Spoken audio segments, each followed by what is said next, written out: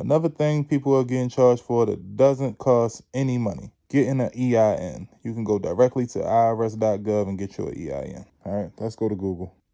IRS, apply for EIN online. And you scroll down till you see irs.gov. That's the real link. You click that. And you slide down. We're going to click apply online now.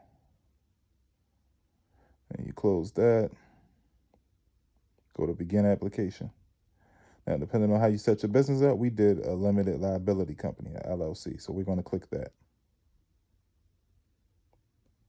All right, click continue. How many members are in your LLC? Probably one. It's just you. We did my business out of Maryland, so let's do Maryland.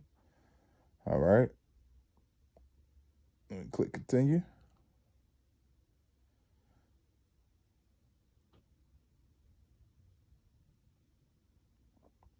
Now here we're going to click started a new business. All right, now you got to put in your real name.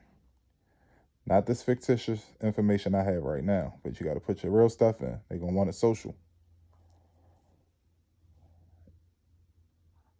And then, choose that you're the owner.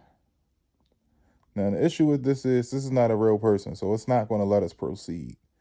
It's going to deny us. But if you put in your real information, it will allow you to proceed. You put your address in, and you'll get your EIN right then and there. You make sure you take a picture of it because they don't email it to you.